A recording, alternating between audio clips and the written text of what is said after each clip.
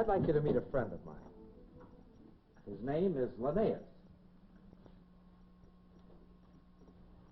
Electrophorus electricus Linnaeus. Here at the lab, we just call him Joe. He isn't exactly what you'd call a raving beauty, is he? But he has his points.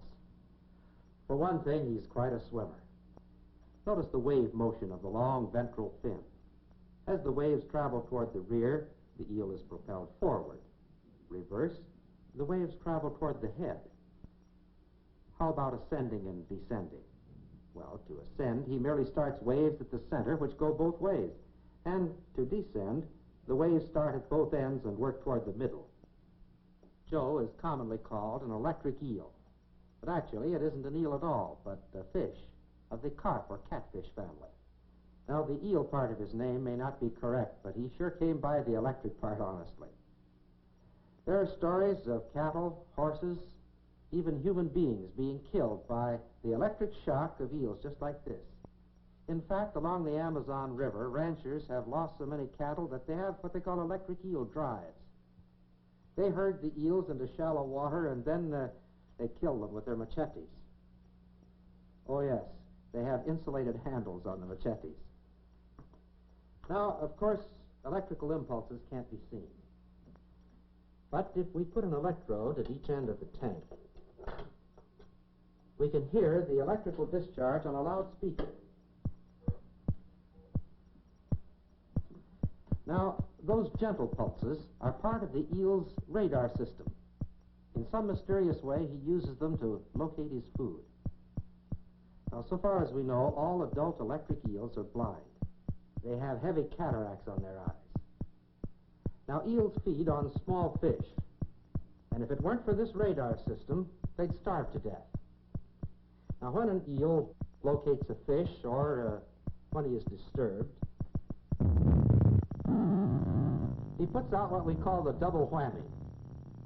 This is a terrific shock that stuns anything in the water nearby.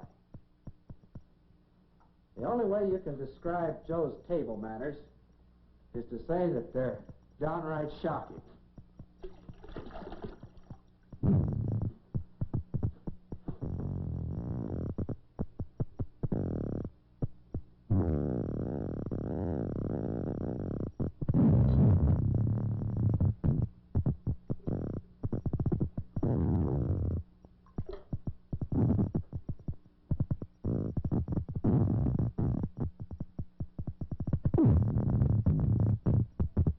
The electric eel, unlike most fish, is an air breather. It must rise to the surface from time to time for air. For this reason, he can be quite comfortable out of water.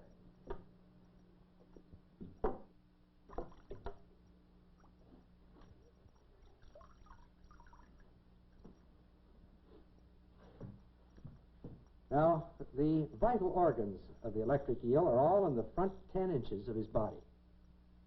The rest is pure power plant. And believe it or not, he can generate more than 500 volts. Here we have a bank of 36 neon lamps. We'll connect these to our eel electrodes. Now, of course, the eel is designed to operate in water. His electrical system doesn't function too well in air, but even under these conditions, he should give us enough power to light the lights.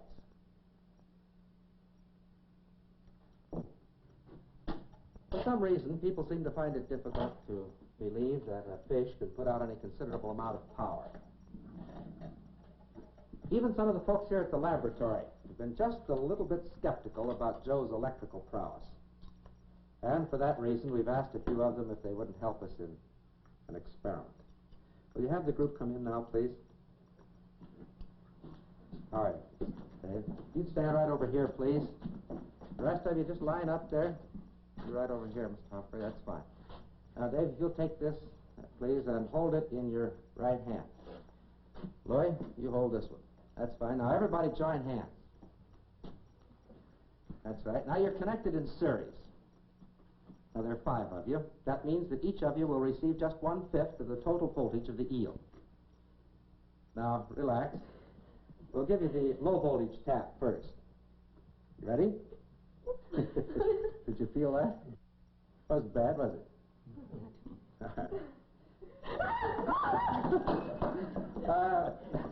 Ladies and gentlemen, I'd like to have you meet a group of confirmed believers in electric eels. Thank you very much. Now, where did that electricity come from? Strange as it may seem, the eel's electric tissue is made up of cells very much like the cells that make up the nerves of our own bodies. These cells are called electroplaques. Here is a crude model of one of these cells. Actually, the electroplaque is a tiny battery, 1/25 of an inch thick. Now, in a flashlight, there are 3 cells. Each cell generates 1.5 volts. 3 of them in series produce the 4.5 volts necessary for the lamp. The eel's battery produces 1/10 of a volt. 10 of them in series will produce 1 volt. Well, at this rate, it would take 5,000 of these to produce the 500 volts of the eel. Well, he's got them and then some. An eel like Joe here probably has 250,000 electric cells. Connect them in series, 5,000 of them, and you have the 500 volts. The rest of them are connected in parallel to build up the current capacity. Now, each one of these tiny batteries has an electronic switch controlled by a signal sent along the nerve fiber connected to it. When an eel wants to shock something, it throws hundreds of thousands of switches all at once just by thinking about it.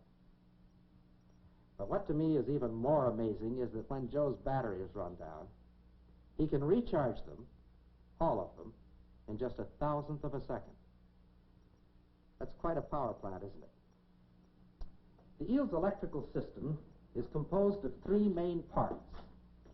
The first is called the large electric organ. This is the source of the eel's main voltage. Now, the function of this organ, called the organ of Hunter, is still somewhat of a mystery, although scientists believe that in some way it works with the large organ in producing the double whammy.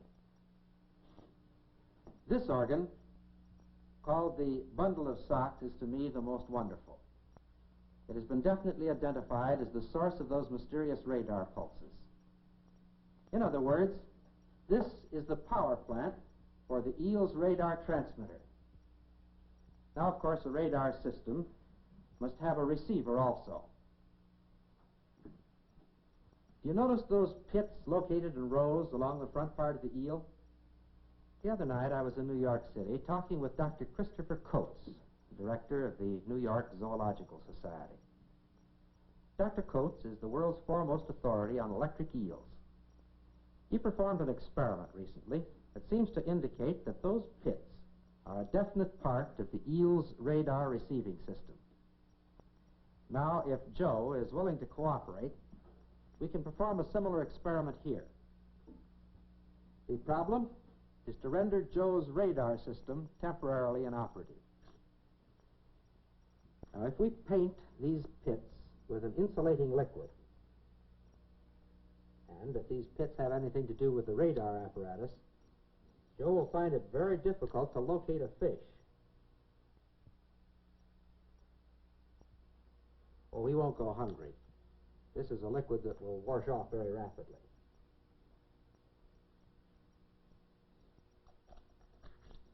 All right, Joe, let's go back into your tank.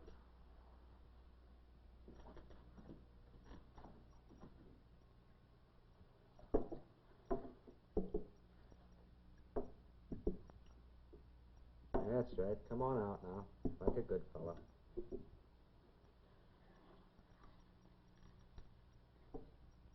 Now, we want to give him a good supply of fish.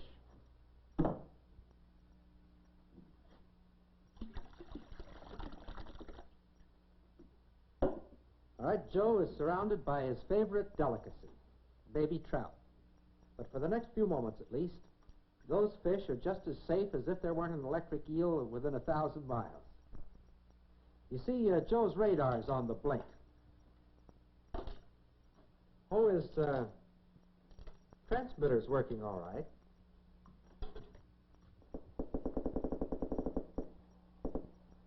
He's still putting out those radar pulses. Actually, it's his receiver that's not operating. Now, let's think for just a moment about what that means. To a certain extent, we can locate objects with our ears.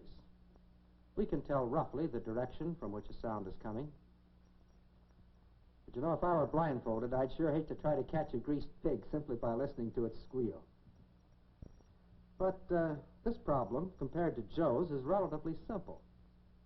You see, sound travels 1,100 feet per second in air. But Joe's radar pulses travel at the speed of light, 186,000 miles per second. This means that an electric eel's radar system must be able to interpret time difference that is less than 1/1000th of a second. This is so amazing as to be almost beyond belief. Yes, Joe, you're quite a fellow. You may not win any beauty contests, but you've given us a lot to think about. You've given us a new understanding of the God who made us all.